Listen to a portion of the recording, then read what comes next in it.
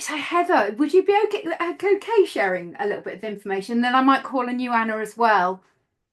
Absolutely fine. I think it was back in January 2022, so it was 3 years ago. It was Manchester. I'm not doing this weekend though. I'm saving myself for Glasgow.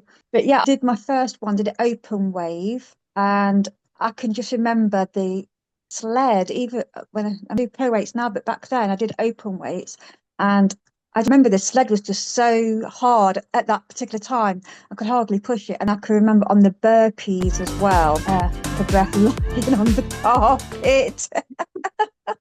And what point order is that? So we've got the first is the ski erg, isn't it? Where you That's right, yes. ski erg. And then Then you've got the sled push yeah, quite just early on. for everyone that is there, haven't seen the race, you've got your 1K, then you've got your first ski erg, then you've got another 1K, then you've got the push, and then it was the one sled pull. Yeah. Then you've got the burpees after that. So no wonder that was feeling tough then. Yes. And also on my very first one, I can remember guzzling water at the water station like a Nelly, just guzzling it back 'cause I was so thirsty and walking in the rock zone. So a lot of errors were made on that very first one, but it was fun. And are there things like you do a triathlon? There's a lot to be said about how good you are with your transitions. Obviously, you need to get fit for the event, but actually transitioning, have you had any tips with that? When you are going through the rock zone, don't walk because you still are being timed. Maybe take a slow jog to get your breath back, and then so that after you've done the station, especially something like the sled push or the sled pull, your legs might be burned out. So just take a slow jog rather than walk. Take a sip of water if it's on the way the out, because when you do a Hyrox, you have to go in the in and out the out, otherwise you'll get a penalty. So sometimes you want to make sure you know where the water station is before you do the event. So you know whether to have a sip before the station or a sip after the station on the way towards the station or the way from the station before you do the next run. So it's important to have a slow jog, get your breath back, and then can on your run again if you want to, if you're going for a time, that is. Yeah.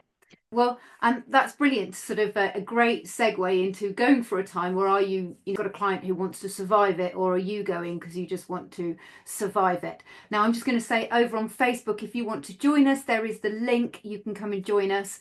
Now, this is going into the closed group that will be recorded for those of you that are members over on Female Personal Trainers. See you in a minute.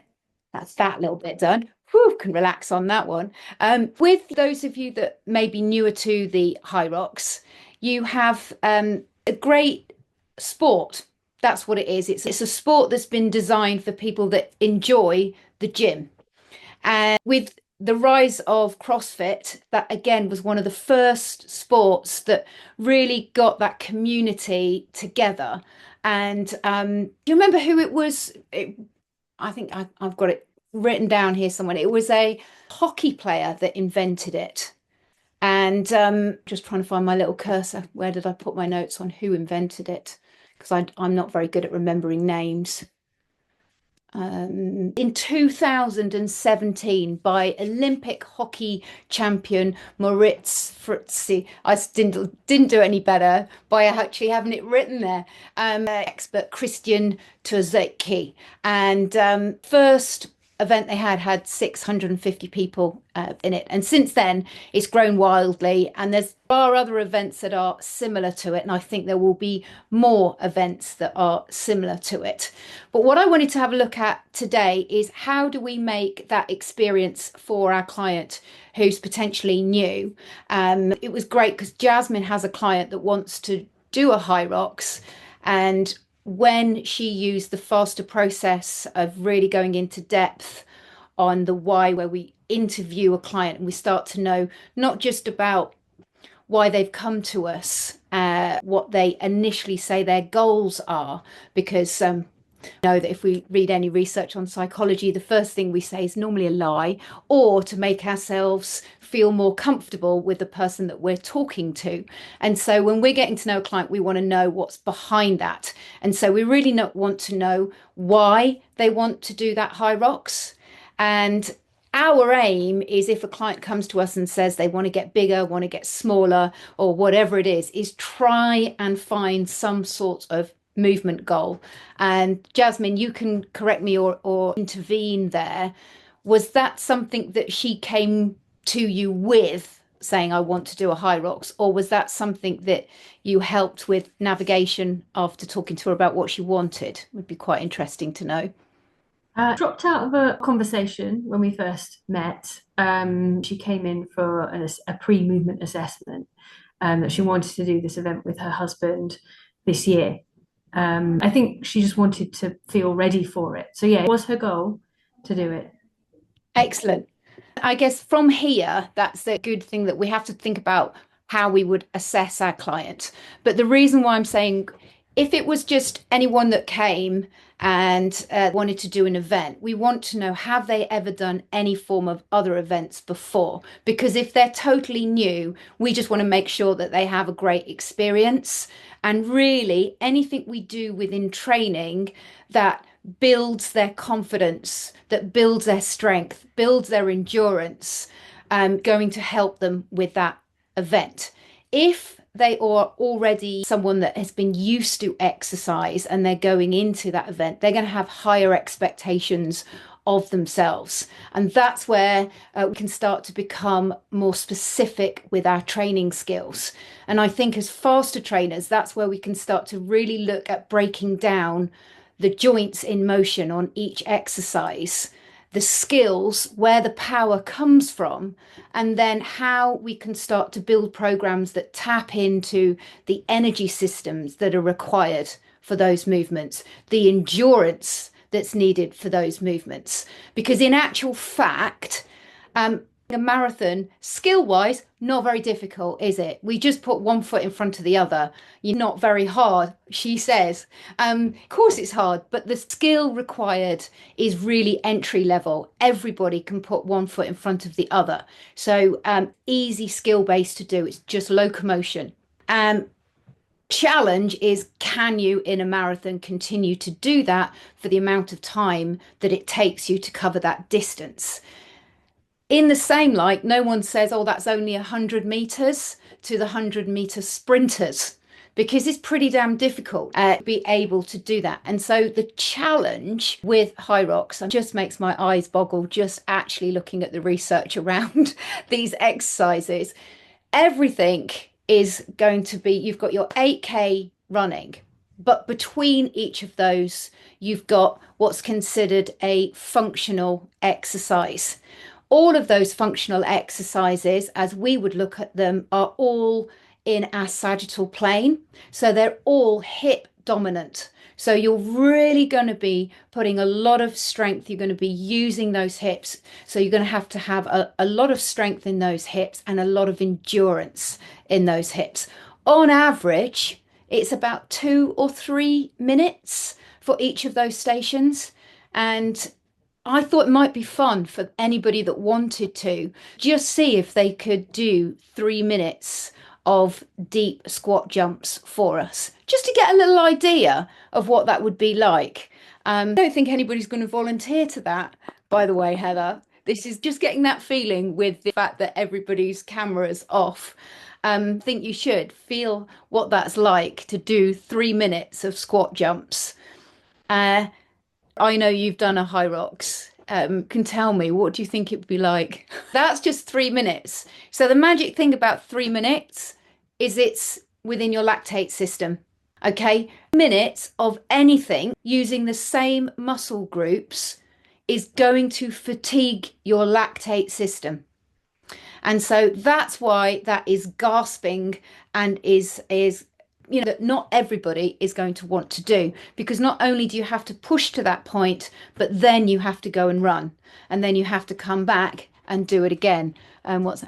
Sorry, I thought I had a message in there. So you've got your run is almost, for would imagine for many people, the bit that they like, because if they've run before, it's a big part of the event. But if you've ever done a triathlon, you will know just how tough it is to do your swim, then your cycle, and then get on to do your running, your legs feel like absolute jelly. That is something that we can use when we're training. And so it would be, if you don't have a long training session, what you want to be able to do is make sure that you are getting your client working to the intensity that they're going to need to work at. And so that means that you're going to need to get them working anaerobically, and preferably a circuit that can fatigue those legs. So you could use something like PAP circuit, so your post activation potentiation. So that's where you go as heavy as you can in something, and then you go more plyometrics as quickly as you can. So that would be a quite a nice way of doing it, or do a pre-exhaust circuit for each muscle group. The better you get at training and the better you get at doing Hyrox, the more specific the exercises need to be to the skills that you need to do it. And so when we go through our motor skill application specialist, we look at the joints in order, first of all, of every exercise.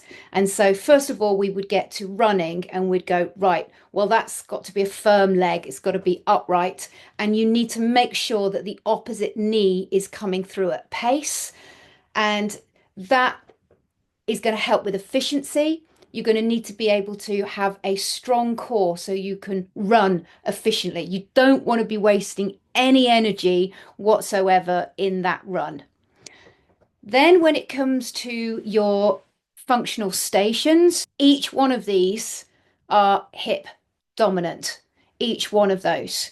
So we're going to have the strength for each of those exercises. When we start, that's first of all thinking how long we want to test, can you run for? How long can you do the actual exercise if you can at all? And if you can't do that exercise, can you chunk it up to 2 different sections of that? So your erga, that it's an easy exercise to do, but skill wise it's not too difficult. You want to be able to drop your hips back, pull down, get onto your toes. Do you have any tips for the erga, Heather?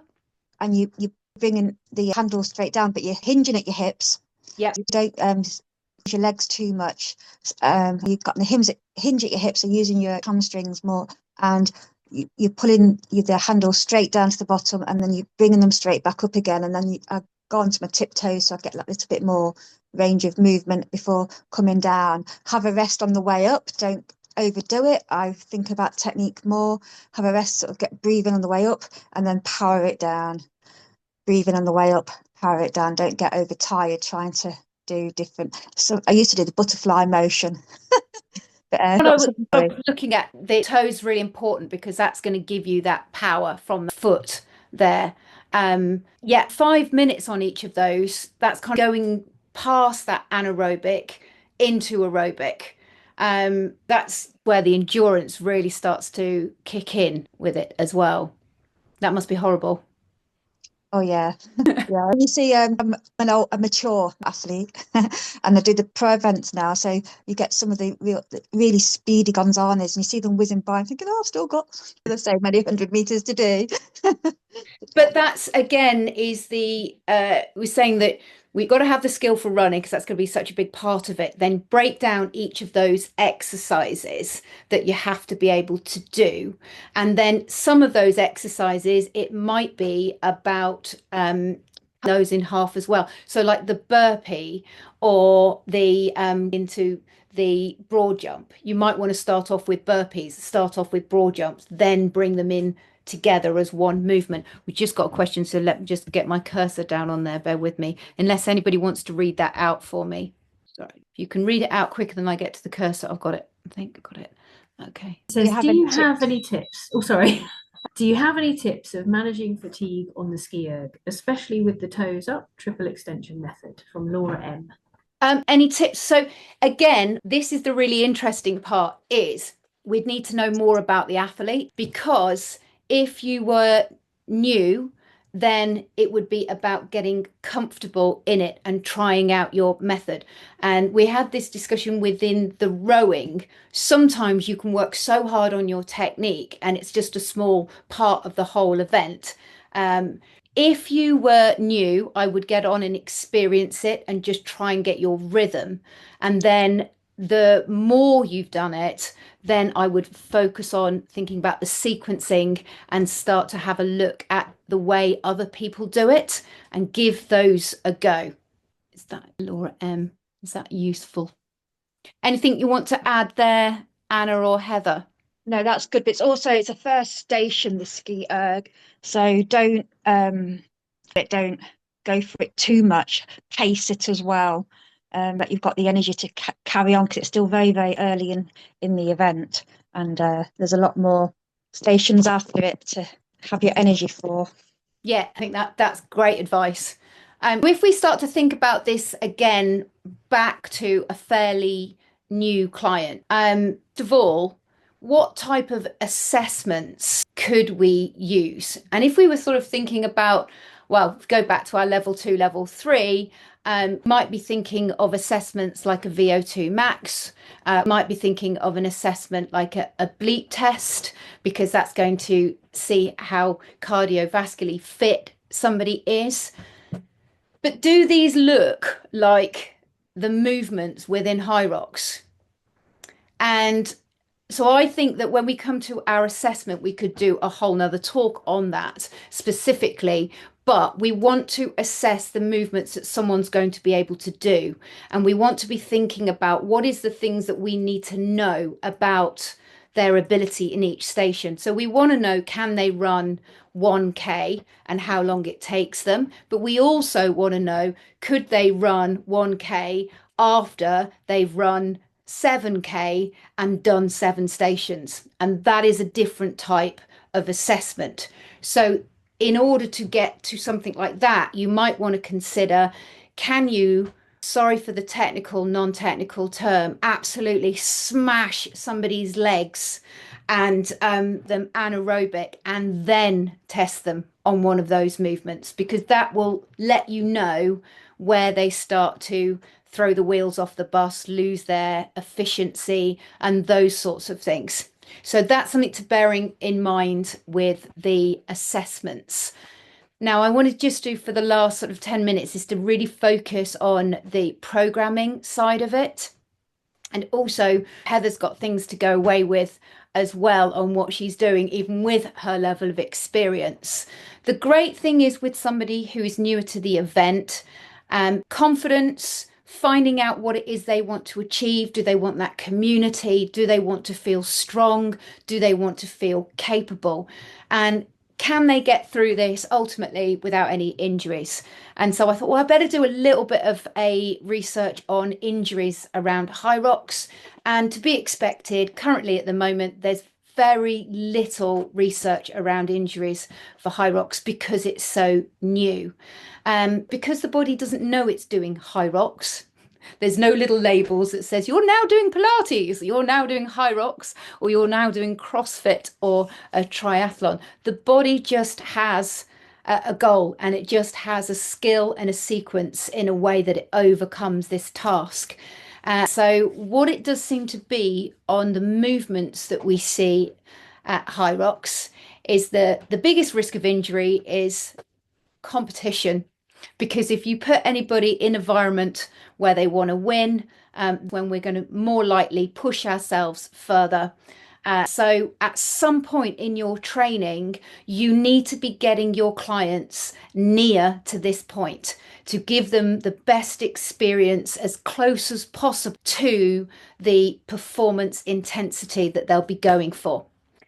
The other thing, as with everything, if you don't have the skill to be able to do the movement in the environment you're doing it in, at the speed, the pace, the volume, or with the load, then you're more likely to get injured.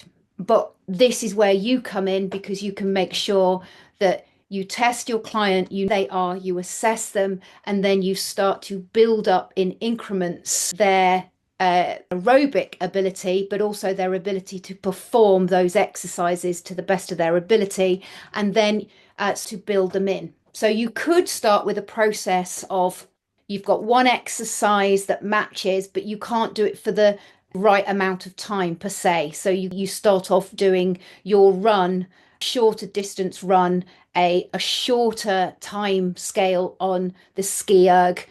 Maybe you use less weights on your sledge. Maybe you don't do the full distance, but you start to perfect those movements and start to bring them into your workouts. Constantly thinking about each 4 weeks, can we think about changing one of those elements, the intensity, that volume that we're going at, so that each week we're gradually getting better, reducing those risks of injury. The other reason we'll get an injury is just bad luck. And that's just one of those things with any sport. Quite nice is Hyrox is they did take out other events or in it, particularly to try and reduce those risks of injury. So it's an easy entry sport to go into, which is really nice, but it's not for the faint-hearted. What I also like is that if you have a client that wants to be part of this community, they want to push themselves, but they're not ready for the whole event, that's when you can get them to sign up and work in pairs or just do one section of the event so they can work on that particular section. So just to clarify, so far, we started to think about the energy systems are massively important. Breaking down each exercise so they can do it is massively important. If you were doing this through the textbook of many of your level 2, level 3s, you would possibly have a warm up that consisted of pre-activating your muscles and maybe a foam rolling section to activate your muscles and think about your stretching. I would say that's going to be a lot of wasted time if you're training an athlete, because the research doesn't support the need for doing that. It does support a need for placing a psychological reason to prepare for movement. But if we can bring that time that's very often wasted lying down on a foam roller into, could we start to help, for example, with muscular endurance or efficiency for running in that time? Could we get the client familiar with new movements in the early section of a warm-up? Could we introduce them maybe to working at a higher intensity on one of their exercises that they're struggling more with their anaerobic level? That way, when you're at the first part of the workout, that's when you have all your energy. And so that's when your body can give you more within that workout. And if we look at, we haven't really got time to go into that today, but the research around PAP training and your ramp warm-ups, we can actually warm up for an event 3 days before competing. And then from our PAP training, or if we load heavy, will actually help us to then work at a higher pace when we go into plyometric movements. But this is if it's done 15 seconds prior to the movement you're doing. So in actual fact, the benefits in Hyrox comes from the fact that one of the exercises will be more strength driven by a more power explosive movement. So that's favour, but you start to use this in your actual program. So if you're someone that likes foam rolling, so if, for example, I've looked at Heather's eyebrow and she likes a foam roller, I would say that's absolutely fine, because it's certainly not going to harm you as an athlete. But what it might do, if you're the sort of person that tends to overtrain, it might stop you moving for a bit. So for that reason, that could be quite a good benefit. But when it comes to time spent on getting better in the actual event, that can kind of left out of the window for the moment. And what we can start to focus on are the strengths that you've got, pushing them harder to carry you through, and the areas that you want to improve. And I'm just letting Tara back in. And then you might have the issue where you're training your client and they haven't got access to a gym. If that's the case, they might want to go and join a gym where they can go and do some of those movements specifically, and particularly as it leads up towards that event. If you train your clients outdoors or in a small studio, then you can start to become quite creative. For example, the rower, what you could do is you could go, well, the movement that I want here is I want to vertically displace. I want to drop down, but I want to push out. So it's that you want to go down quite slow, get into the position, and then drive out, pushing through your hips. So what you could do here, rather than being on a rowing machine, is you could get a kettlebell and you could pop the kettlebell, take it down, and then just pull it up. And so that would start to create the movement that you need.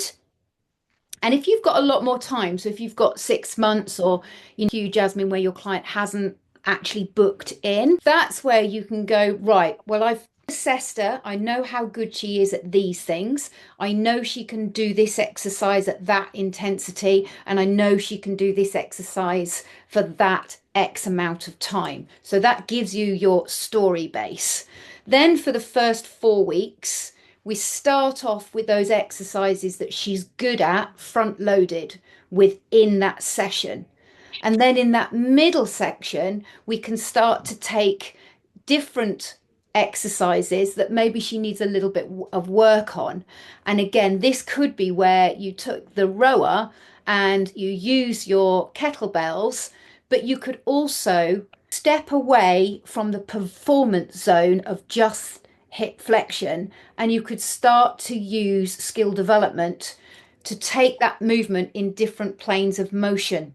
So rather than just having your kettlebell at the front, you could lift your kettlebell from the side and from the other side. So you're just starting to get more muscle fibers, still keeping the sequencing. That's really key. You need to know where those joints are moving, so we're still keeping those joints working in the right order, but just simply by changing that start point means that there's going to be more emphasis on the right hip or on the left hip.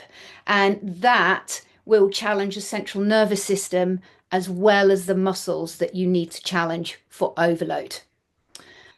Could do that again with your sledge pulls. Now, I was thinking about the sledge pull and push if you were doing that in a small studio. And I couldn't help thinking this is probably highly dangerous, so please don't follow this one. But I was thinking of a little kid's table upside down and then loading as many bags or whatever weights you've got on that and being able to use that. Or potentially a rope and things like that are going to be useful. Pull that through with getting that grip going as well. With that, we discussed last week how that one is more about the rapid change of direction, of rotating to get each step coming back each time using that power. But again, to be creative, could use different dumbbells, picking them up if you didn't have that. Or if you do have the big weights, you can pop those on the floor as well and see if you can push and pull those back.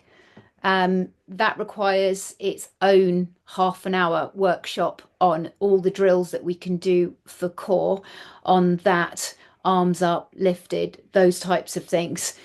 But I love the fact that Hyrox combines the skills required in running, also the skills required in vertical displacement down, also that rapid change of direction, and everything is about using that core. So it's a real strength, it's a real test of in there as well. But what I love again is it's not too complicated to do, so the learning curve is quite quick. I'm going to open that up now for some questions because I've been talking quite a lot and I was just checking that I'm covered everything that I wanted to cover in that. So if you've got any questions, it would be great if you can put your cameras on, because it's lovely to see you. But I also understand that the kids have been off and might not be able to do that.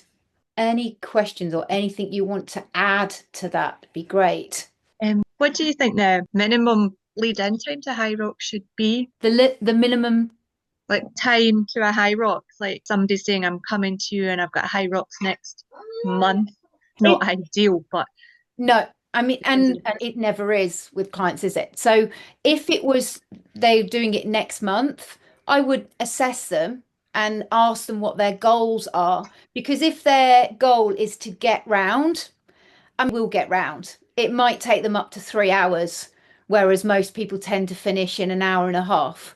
The elite was about an hour with the elite. Yeah, the they finish in around about an hour and 3 minutes. The top 3 or 4 under an hour in both age groups, and then around about 1 hour three, the elite 15, all about that at the moment, all under an hour, and that's at the higher weights.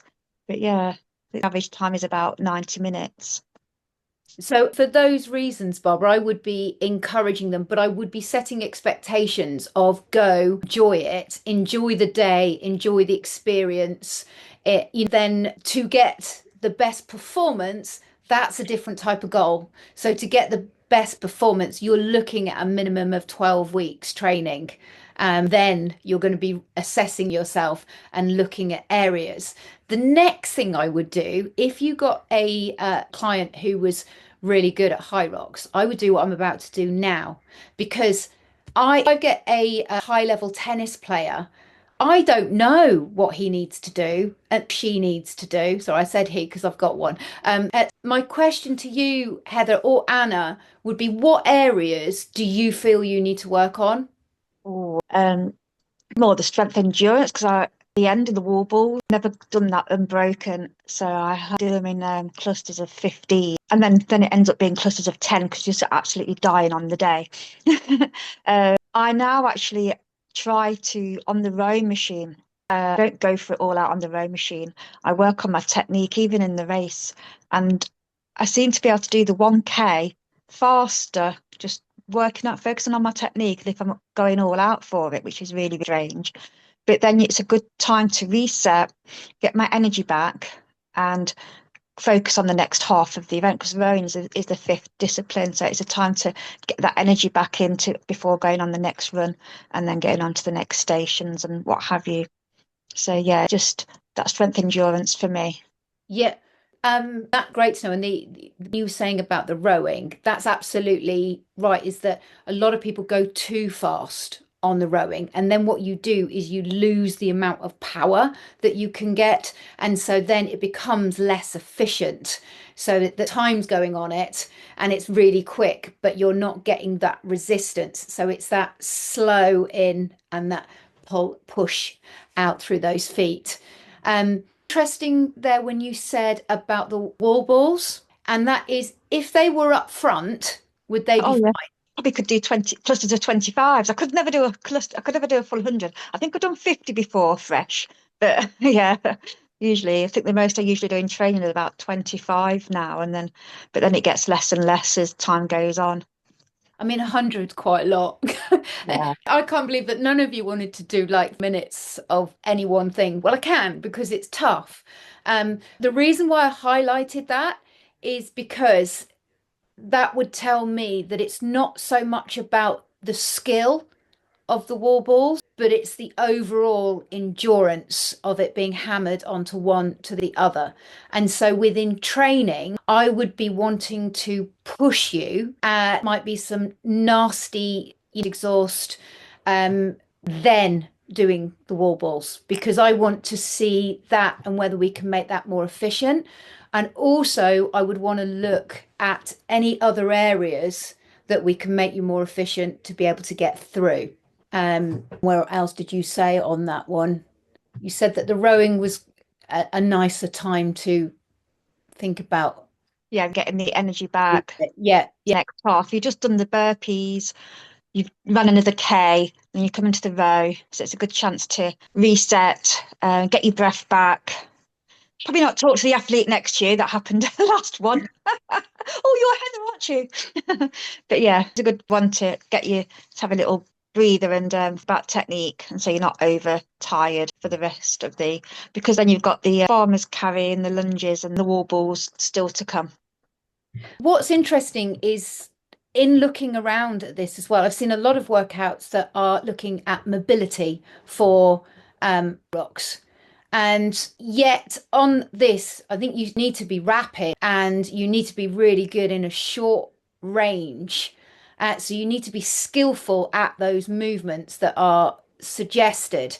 And I would say that where you enjoy downtime, then that would be a really good reason to go and do, a stretch class or a yoga class, or maybe even would be useful, or a conditioning class. I would say that volume is going to be a real key to this, like any athlete. What are they doing outside of your training sessions? I think for, sort of more weekend warriors, should I say, that might be such an issue. But for those that get hooked, I would say that volume loading going to be a key to helping with their success, be a big part of that as well. Has this been useful? Has it given anybody some ideas that they can go and use? I definitely don't want to scare my client at all by it. I want it to be a fairly gentle process, and then when she's ready to start pushing fatigue and so on, because she's also a normal person who has to leave my session and go and do her job and everything else that she has to do. I think that's the most important with this. It's a really big community, and for your client, it seemed very much about joining her husband and doing that, and getting, connection going. So to feel confident, to feel strong, to feel like she's not letting that down, I think that's all really and that would be nice and easy to reflect within your training with her, just building that up, and especially as you've got plenty of time. And if anybody is tempted, then I was saying that Heather let me know earlier, because I was saying, well, it's only the one in March, and there's one at the beginning, sorry, at the end of, which is way too soon. I thought I can't do that, because I've been quite inspired now by watching loads of videos and looking at it all. I thought that maybe we should all do a Hyrox together. Jasmine's going, no. You can walk on the runs, by the way. You don't have to run, you can walk, and it is for everyone. They have adaptive athletes as well, so they even have people, wheelchair users, that go and they'll change the stimulus, etc. for them. But yeah, daughter did one with me, May, at London Olympia, and stopped training last year because I got injured. So I was coming back into it, and she stopped training at the same time. So we just sort of jogged really slowly and shared the stations, because if you do doubles, you you run together, but you share the stations however you'd like to do it, and got through it. So it is for everybody. And that's really nice to know. Yes, then it's not cheap, is it? And also, if you've got to, so I was just reading out the comment there. So I just said that it's not cheap. That was definitely, that something came up quite a lot. There's something else that's coming up. I can't remember the name of it now. And it looks like it's not as many stations, but it's definitely to try and with Hyrox. They've got a DJ and all of that sort of stuff. Begin with M. Yes, that'll be the one. You see, I'm a big Spartan fan. I love my Spartans and my Tough Mudders. With those, like, a lot of the movements are all very different, so it's harder to get that right. You've got a lot more variables. You've got a lot more sort of skill development to play around with. Whereas for this, it's very much about knowing the skills that you've got to go for, knowing the energy systems, progressing those gently, then also backing off to develop the skill, which we go into more depth on motor skill application, but breaking down those movements, but then pushing back on that performance and making sure that everything supports it on there. But yeah, back to and that was it. Sorry, and Heather, you said, which was great, that with the pairs, is that you both do the run and then one person does one of the So stations, then you run again, and then the other person does the next station. So no, you run together yeah. and you need to go over the mats close together as well. So you need to stay with your partner when you're running, but you can do the stations however you like. So on the ski erg, you can do 250, or you can do 500, 500, or 300, 300, and do the last 400. I'm doing maths now. And then you run together. Then in a sled push, you could do half the width, and then you can change over, and then you can. So when you're doing the sled push, the partner needs to walk behind, and then the sled pull. You can do that any way you like, but you cannot touch the rope when your partner's touching the rope. So you have to swap over, but you can share it any way you like. If you wanted to, you could make your partner do all the broad jump burpees. Oh, I They're like horrible. that. Yeah. Yeah, and the one could just have a relax. You can share it who's got the strengths and weaknesses at certain things. So somebody might be stronger, so be able to do the sled push with ease, and then but might not be very good at doing the broad jump burpees, for instance. So then you could things the lunges need to make sure you pass the sandbag behind. You can turn around and pass it back to your partner, but you can't pass the sandbag in front because that's an advantage. So you may need to make sure you've passed the sandbag to the side of you or behind. Then you can do it however you like each station. So the wall balls, when I judged the wall balls before, there was a husband and wife, I'm presuming. He did 99 and he let her do the last wall ball. Oh, that's quite sweet. Yeah. Be like me and my husband, but I'd be doing the 99. He'd have to do the last one and then shout at me. I asked what injury you got. Oh, I got hurt last. I got knocked out. So, but I went to London Olympia with my daughter in that was May, and then I did the World Champs in June. So it was quite a lot. Wasn't allowed to run or do any heavy lifting for a few weeks after that. So I had to, and then I started eating a lot and lost my motivation. But yeah, so I still went though. I still enjoyed it. It was the knockout was nothing. Still training no. That's really, no, I'm sorry to hear that. That's Yeah, okay. I hope that this year you get back in there and Yeah, I've maybe qualified again, so I'm okay. I'm going to go to Chicago. that's amazing. That's fantastic. Yeah. We should get you on just to chat about your experiences on it. It's fantastic. Well, I hope this has been and start to think about what you can do with your clients. Those of you that are on motor skill, what you could do is you could start to think about what exercises you would put together with someone who was working on their skills. So seeing if they could learn it in different ways, changing the variations, so changing start points, finish points, making sure that you're maintaining the right sequence within each of those movements, each of those exercises.